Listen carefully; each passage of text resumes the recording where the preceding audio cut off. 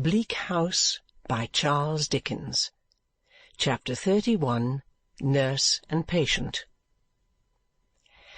I had not been at home again many days when one evening I went upstairs into my own room to take a peep over Charlie's shoulder and see how she was getting on with her copybook.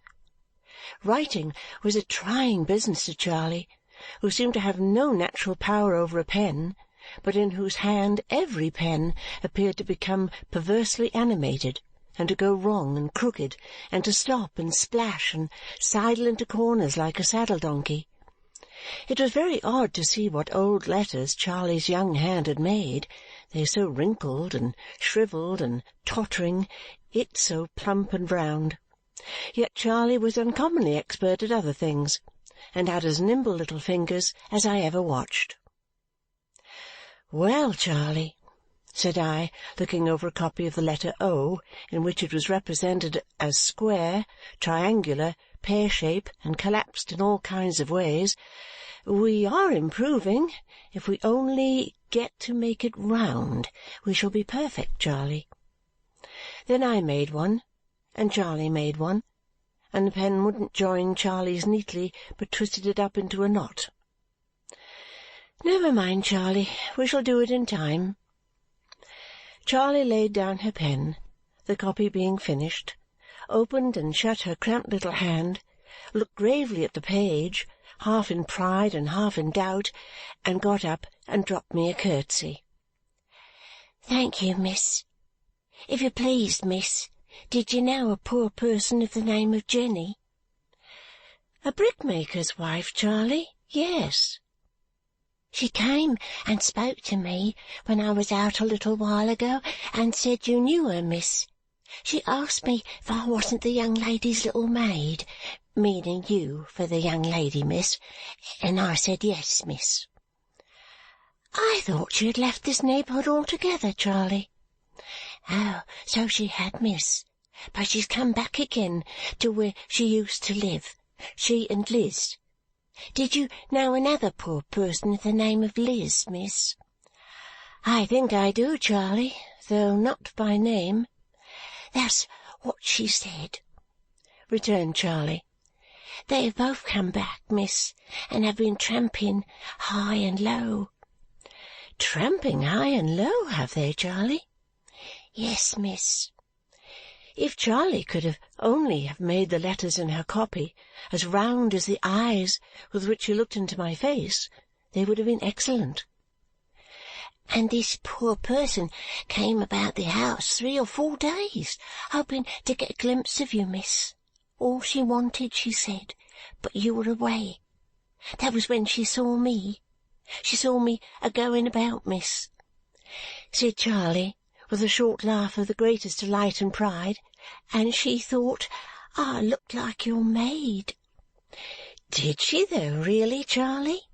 "Oh, yes, miss," said Charlie, "really and truly." And Charlie, with another short laugh of the purest glee, made her eyes very round again and looked as serious as became my maid.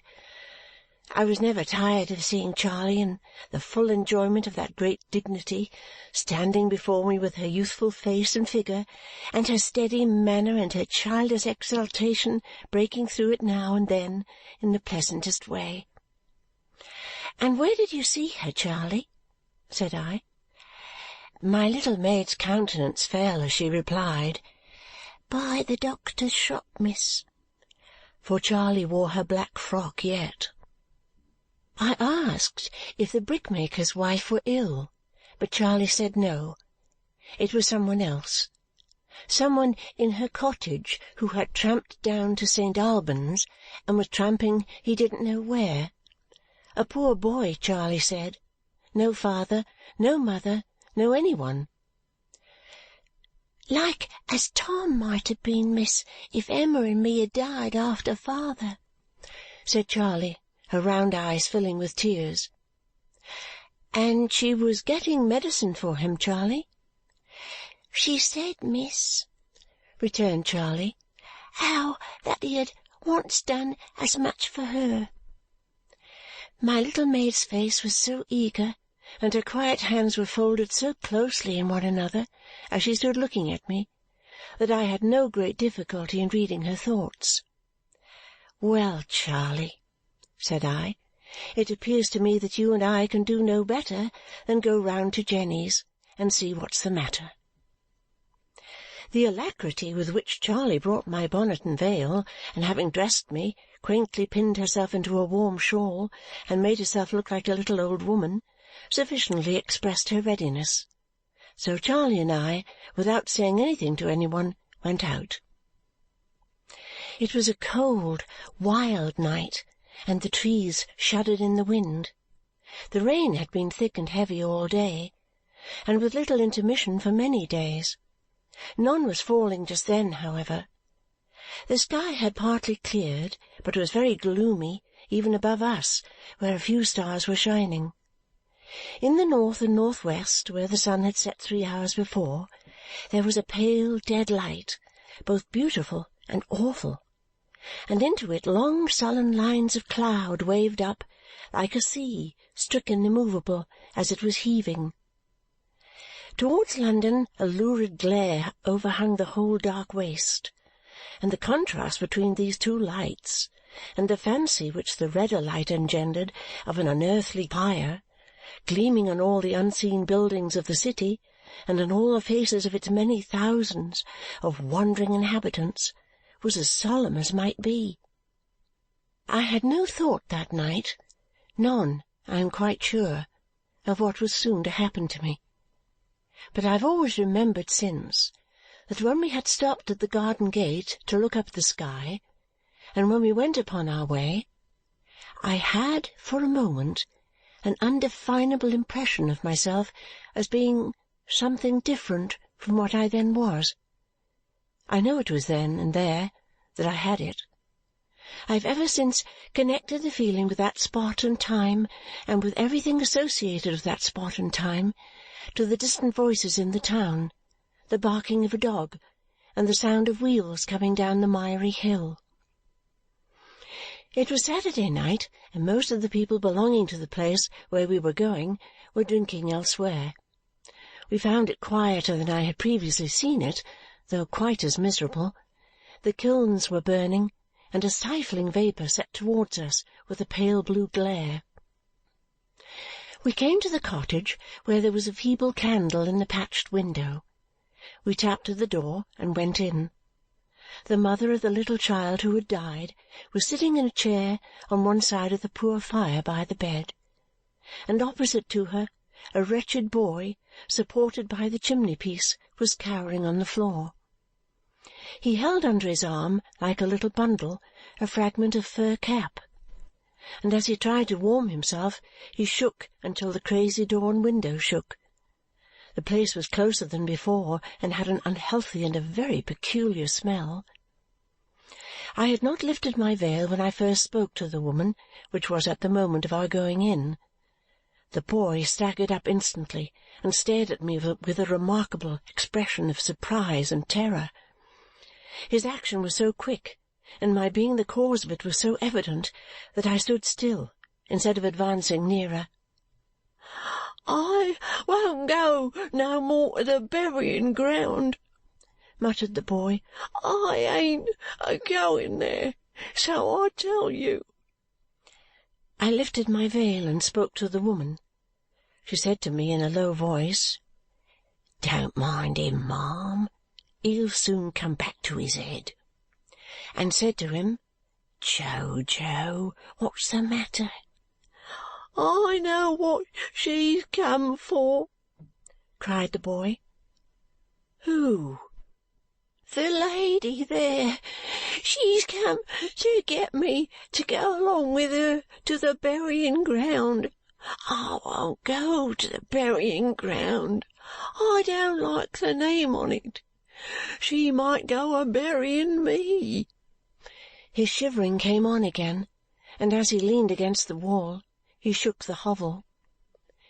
"He has been talking off and on about such like all day, ma'am," said Jenny softly.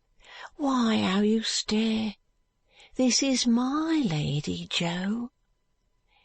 "Is it?" returned the boy doubtfully, and surveying me with his arm held out above his burning eyes. "She looks to me the t'other one. It ain't the bonnet, nor yet it ain't the gownd, but she looks to me the t'other one." My little Charley, with her premature experience of illness and trouble, had pulled off her bonnet and shawl, and now went quietly up to him with a chair and sat him down in it like an old sick nurse, except that no such attendant could have shown him Charley's youthful face, which seemed to engage his confidence. "I say," said the boy, "you tell me, ain't the lady the t'other lady?" Charley shook her head as she methodically drew his rags about him and made him as warm as she could. "Oh," the boy muttered, "then I suppose she ain't." "I came to see if I could do you any good," said I. "What is the matter with you?"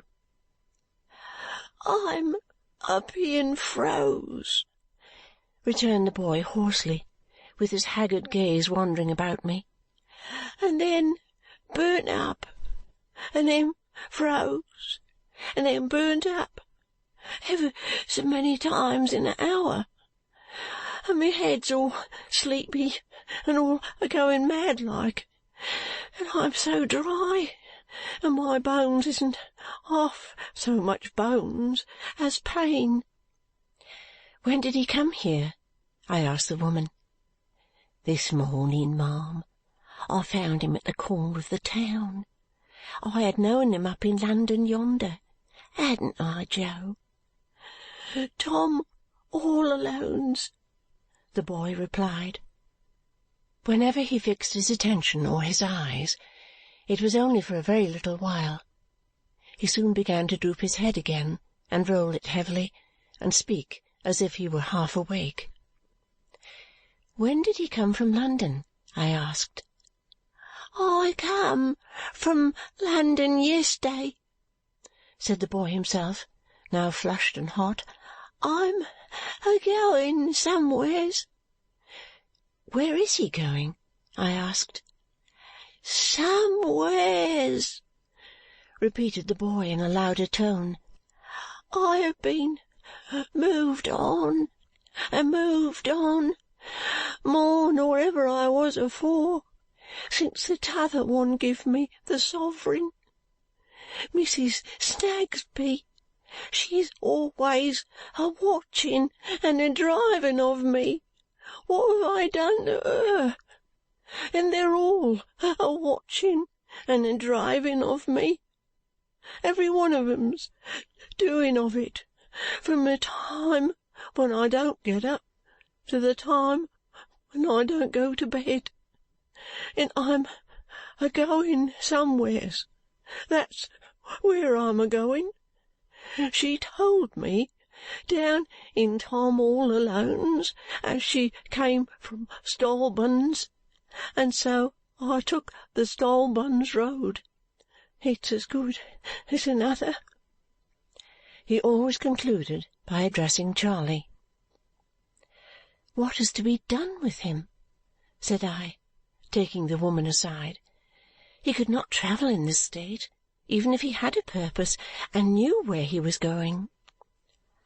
"I know no more, ma'am, than the dead," she replied, glancing compassionately at him.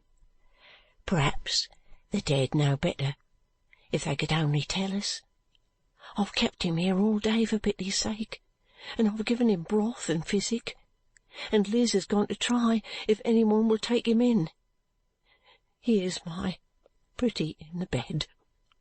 Her child, but I call it mine. But I can't keep him long, for if my husband was to come home and find him here, he'd be rough in putting him out and might do him a hurt. Hark! Here comes Liz back." The other woman came hurriedly in as she spoke, and the boy got up with a half-obscured sense that he was expected to be going. When the little child awoke, and when and how Charley got at it, took it out of bed, and began to walk about hushing it, I don't know. There she was, doing all this in a quiet motherly manner, as if she were living in Mrs. Blinder's attic with Tom and Emma again. The friend had been here and there, and had been played about from hand to hand, and had come back as she went. At first it was too early for the boy to be received into the proper refuge, and at last it was too late. One official sent her to another, and the other sent her back again to the first, and so backward and forward, until it appeared to me as if both must have been appointed for their skill in evading their duties instead of performing them. And now, after all, she said, breathing quickly, for she had been running, and was frightened too, "Oh, Jenny, your master's on the road home, and mine's not far behind, and the Lord help the boy, for we can do no more for him." They put a few halfpence together and hurried them into his hand, and so, in an oblivious, half thankful, half insensible way, he shuffled out of the house. "Give me the child, my dear," said its mother to Charley. "And thank you kindly too. Jenny, woman dear, good night.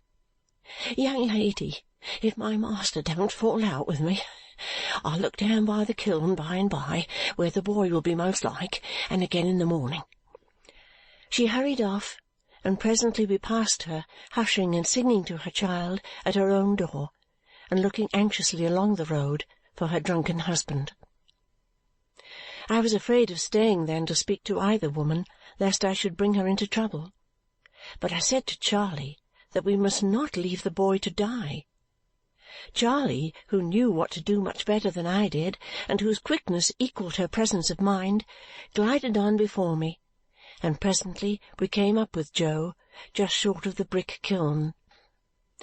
I think he must have begun his journey with some small bundle under his arm, and must have had it stolen or lost, for he still carried his wretched fragment of fur cap like a bundle, though he went bareheaded through the rain, which now fell fast. He stopped when we called to him, and again showed a dread of me when I came up, standing with his lustrous eyes fixed upon me, and even arresting in his shivering fit. I asked him to come with us, and we would take care that he had some shelter for the night. "I don't want no shelter," he said. "I can lay amongst the warm bricks." "But don't you know that people die there?" replied Charley. "They dies everywheres," said the boy. "They dies in their lodgings. She knows where. I showed her.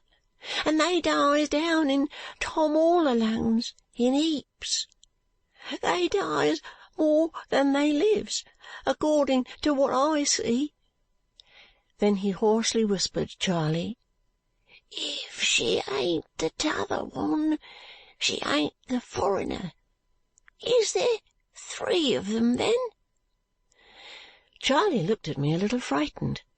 I felt half frightened at myself when the boy glared on me so.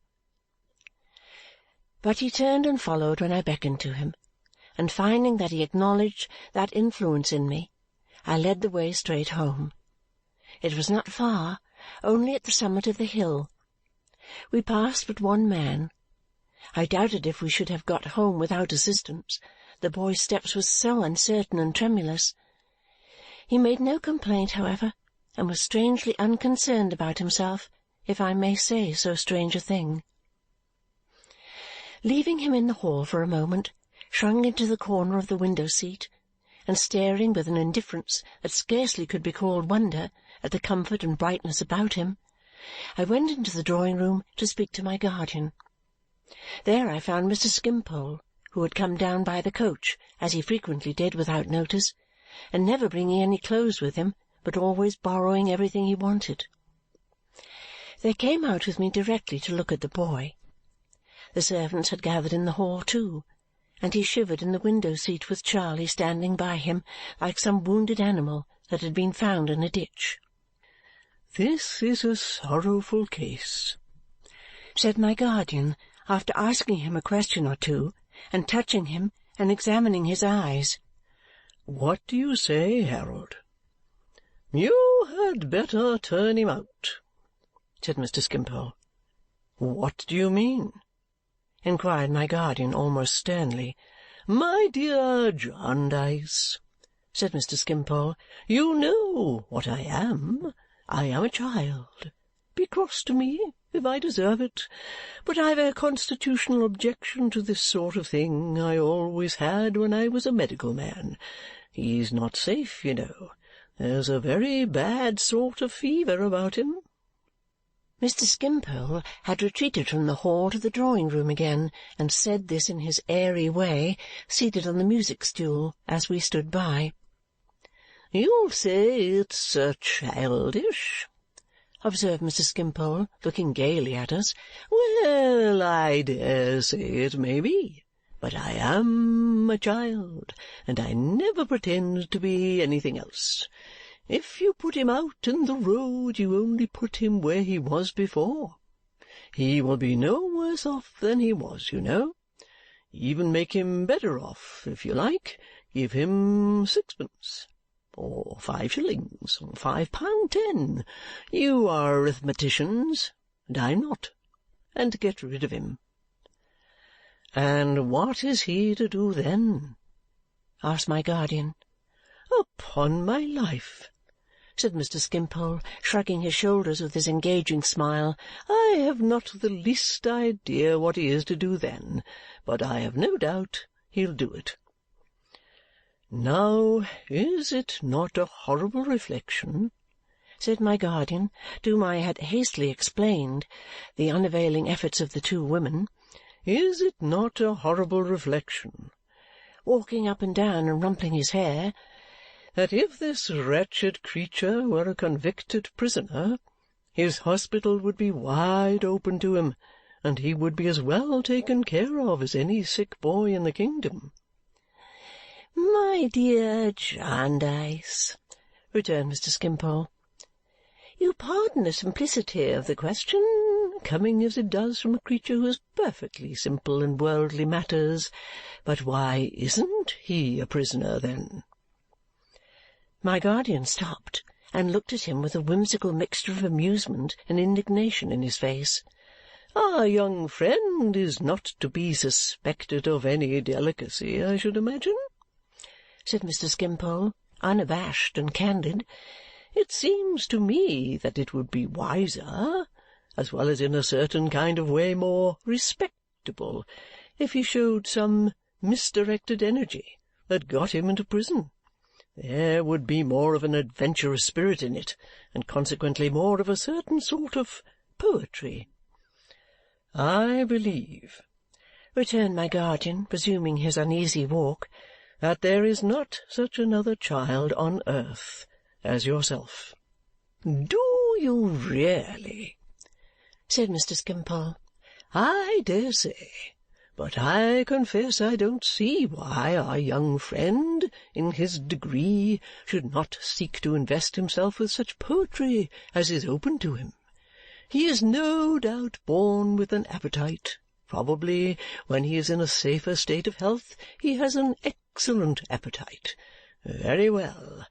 At our young friend's natural dinner hour, most likely about noon, our young friend says in effect to society, 'I am hungry.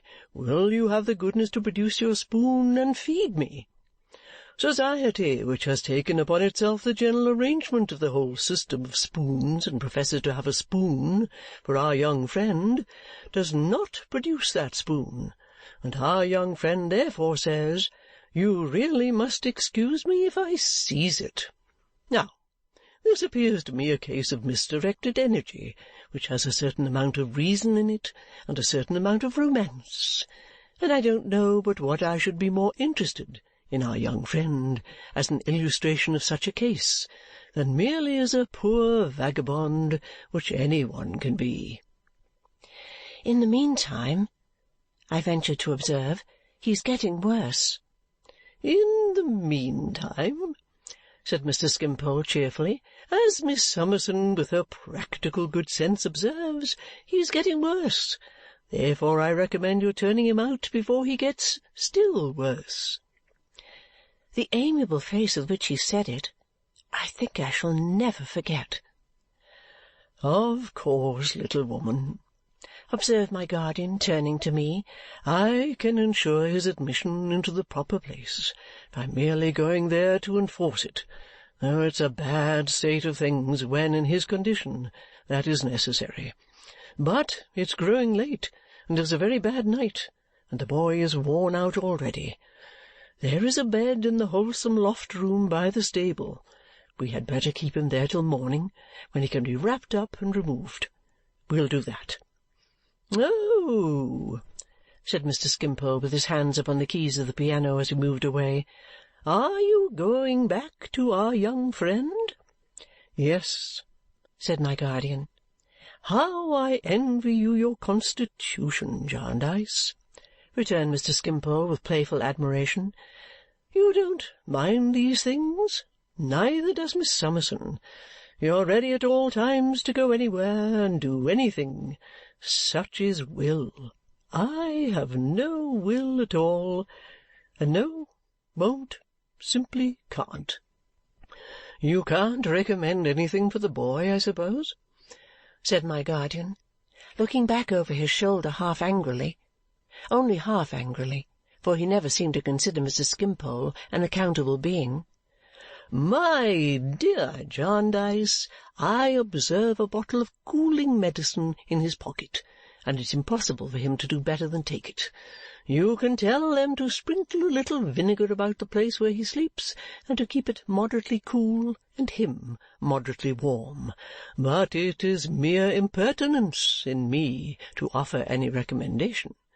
Miss Summerson has such a knowledge of detail and such a capacity for the administration of detail that she knows all about it." We went back into the hall and explained to Joe what we proposed to do, which Charley explained to him again, and which he received with the languid unconcern I had already noticed, wearily looking on at what was done as if it were for somebody else. The servants compassionating his miserable state, and being very anxious to help, we soon got the loft-room ready, and some of the men about the house carried him across the wet yard, well wrapped up. It was pleasant to observe how kind they were to him, and how there appeared to be a general impression among them that frequently calling him "old chap" was likely to revive his spirits. Charley directed the operations and went to and fro between the loft-room and the house with such little stimulants and comforts as we thought it safe to give him. My guardian himself saw him before he was left for the night, and reported to me when he returned to the growlery to write a letter on the boy's behalf, which a messenger was charged to deliver at daylight in the morning, that he seemed easier and inclined to sleep. They had fastened his door on the outside, he said, in case of his being delirious, but had so arranged that he could not make any noise without being heard. Ada being in our room with a cold, Mr. Skimpole was left alone all this time, and entertained himself by playing snatches of pathetic airs, and sometimes singing to them, as we heard at a distance, with great expression and feeling.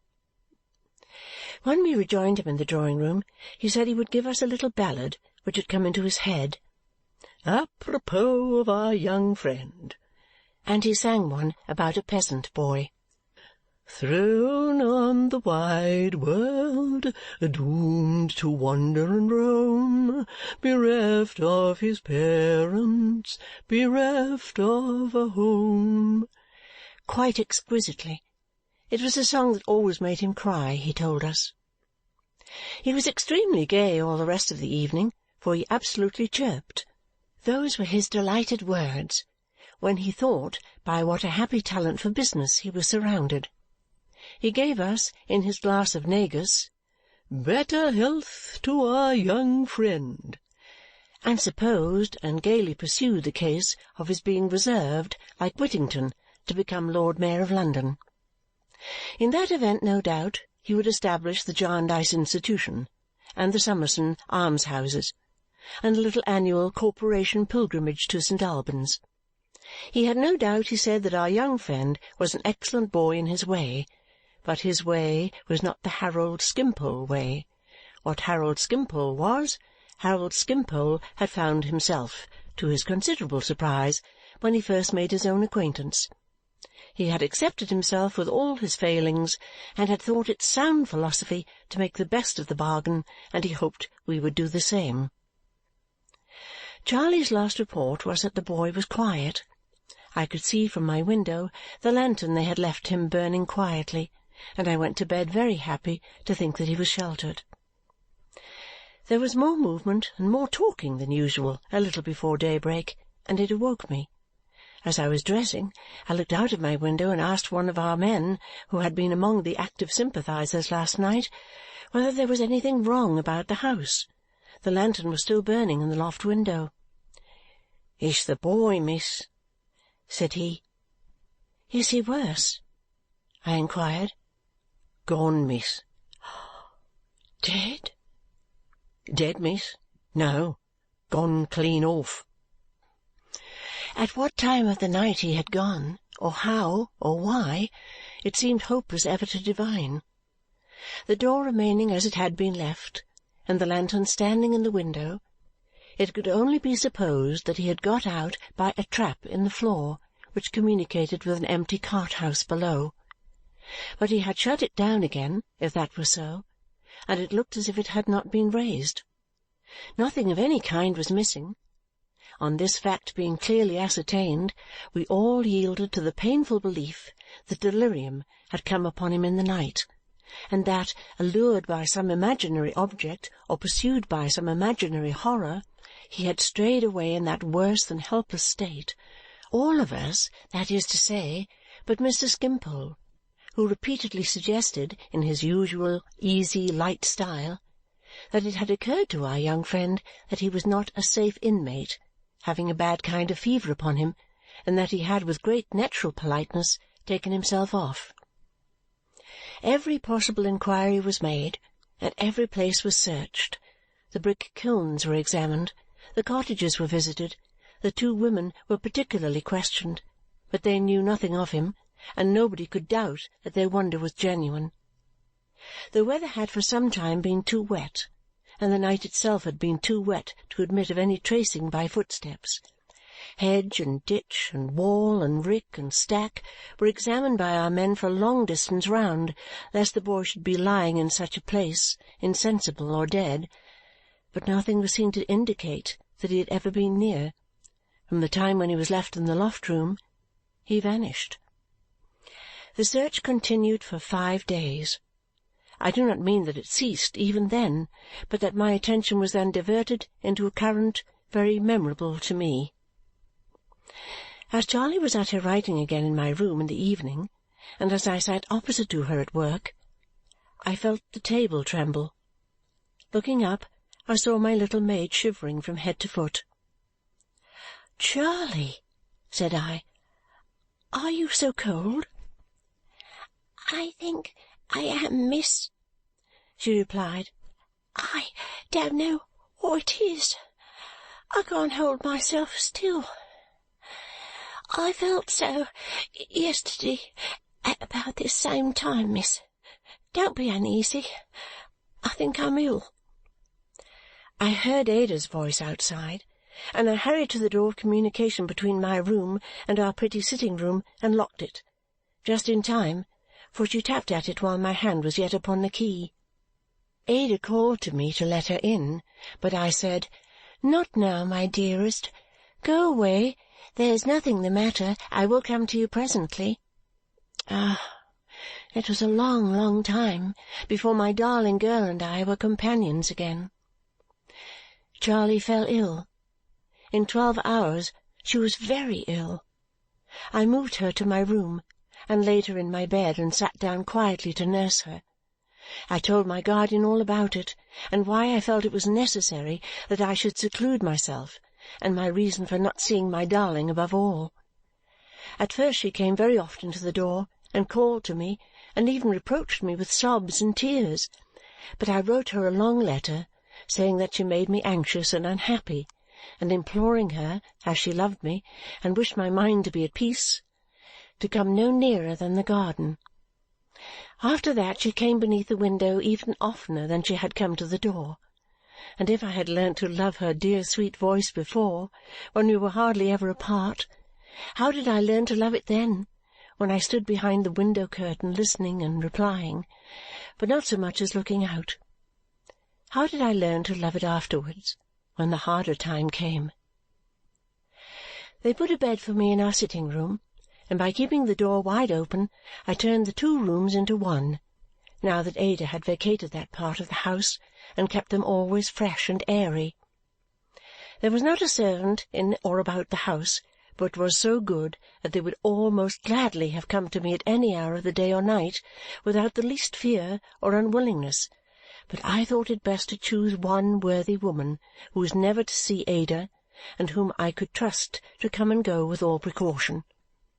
Through her means I got out to take air with my guardian when there was no fear of meeting Ada, and wanted for nothing in the way of attendance any more than in any other respect. And thus poor Charley sickened, and grew worse, and fell into heavy danger of death, and lay severely ill for many a long round of day and night. So patient she was, so uncomplaining, and inspired by such a gentle fortitude, that very often as I sat by Charley, holding her head in my arms, repose would come to her. So when it would come to her in no other attitude, I silently prayed to our Father in heaven that I might not forget the lesson which this little sister taught me. I was very sorrowful to think that Charley's pretty looks would change and be disfigured, even if she recovered. She was such a child with her dimpled face, but that thought was, for the greater part, lost in her greater peril. When she was at the worst, and her mind rambled again to the cares of her father's sick bed and the little children, she still knew me so far as that she would be quiet in my arms when she could lie quiet nowhere else, and murmur out the wanderings of her mind less restlessly. At those times I used to think, how should I ever tell the 2 remaining babies that the baby who had learned of her faithful heart to be a mother to them in their need was dead? There were other times when Charley knew me well and talked to me, telling me that she sent her love to Tom and Emma, and that she was sure Tom would grow up to be a good man. At those times Charley would speak to me of what she had read to her father, as well as she could to comfort him, of that young man carried out to be buried, who was the only son of his mother, and she was a widow, of the ruler's daughter raised up by the gracious hand upon her bed of death. And Charley told me that when her father died, she had kneeled down and prayed in her first sorrow that he likewise might be raised up and given back to his poor children, and that if she should never get better, and should die too, she thought it likely that it might come into Tom's mind to offer the same prayer for her. Then would I show Tom how these people of old days had been brought back to life on earth, only that we might know our hope to be restored to heaven. But of all the various times there were in Charley's illness, there was not one when she lost the gentle qualities I have spoken of, and there were many, many when I thought in the night of the last high belief in the watchful angel, and the last higher trust in God on the part of her poor despised father. And Charley did not die. She flutteringly and slowly turned the dangerous point, after long lingering there, and then began to mend. The hope that never had been given, from the first, of Charley being in outward appearance Charley any more, soon began to be encouraged, and even that prospered, and I saw her growing into her old childish likeness again. It was a great morning when I could tell Ada all this as she stood out in the garden, and it was a great evening when Charley and I at last took tea together in the room. But on that same evening I felt that I was stricken cold. Happily for both of us, it was not until Charley was safe in bed again and placidly asleep that I began to think the contagion of her illness was upon me. I had been able easily to hide what I felt at tea-time, but I was past that already now, and I knew that I was rapidly following in Charley's steps. I was well enough, however, to be up early in the morning, and to return my darling's cheerful blessing from the garden, and to talk with her as long as usual. But I was not free from an impression that I had been walking about the 2 rooms in the night, a little beside myself, though knowing where I was, and I felt confused at times, with a curious sense of fullness, as if I were becoming too large altogether. In the evening I was so much worse that I resolved to prepare Charley, with which view I said, "You're getting quite strong, Charley, are you not?" "Oh, quite," said Charley. "Strong enough to be told a secret, I think, Charley?" "Oh, quite strong enough for that, miss," cried Charley. But Charley's face fell in the height of her delight, for she saw the secret in my face, and she came out of the great chair and fell upon my bosom and said, "Oh, miss, it's my doing, it's my doing," and a great deal more out of the fullness of her grateful heart. "Now, Charley," said I, after letting her go on for a little while, "if I am to be ill, my great trust, humanly speaking, is in you, and unless you are as quiet and composed for me as you always were for yourself, you can never fulfil it, Charley." "If you'll let me cry a little longer, miss," said Charley. "Oh, my dear, my dear, if only let me cry a little longer. Oh, my dear!" How affectionately and devotedly she poured this out as she clung to my neck, I never can remember without tears. "I'll be good." So I let Charley cry a little longer, and it did us both good. "Trust in me now, if you please, miss," said Charley quietly. "I am listening to everything you say." "It's very little at present, Charley. I shall tell your doctor to-night that I don't think I'm well, and that you are going to nurse me." For that the poor child thanked me with her whole heart. "And in the morning, when you hear Miss Ada in the garden, if I should not be quite able to go to the window-curtain as usual, do you go, Charley, and say I am asleep, that I have rather tired myself and am asleep. At all times keep the room as I have kept it, Charley, and let no one come." Charley promised, and I lay down, for I was very heavy. I saw the doctor that night, and asked the favour of him that I wished to ask relative to his saying nothing of my illness in the house as yet. I have a very indistinct remembrance of that night melting into day, and of day melting into night again, but I was just able on the first morning to get to the window and speak to my darling. On the second morning I heard her dear voice, oh, how dear now, outside, and I asked Charley, with some difficulty, speech being painful to me, to go and say I was asleep. I heard her answer softly, "Don't disturb her, Charley, for the world." "How does my own pride look, Charley?" I inquired. "Disappointed, miss," said Charley, peeping through the curtain. "But I know she's very beautiful this morning." "She is indeed, miss," answered Charley, peeping, still looking up at the window. With her clear blue eyes, God bless them, always loveliest when raised like that. I called Charley to me and gave her her last charge. "Now, Charley, when she knows I am ill, she will try to make her way into the room. Keep her out, Charley, if you love me truly, to the last. Charley, if you let her in but once, only to look upon me for one moment as I lie here, I shall die. I never will, I never will. she promised me. I believe it, my dear Charley.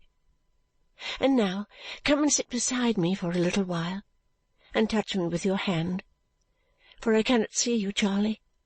I am blind.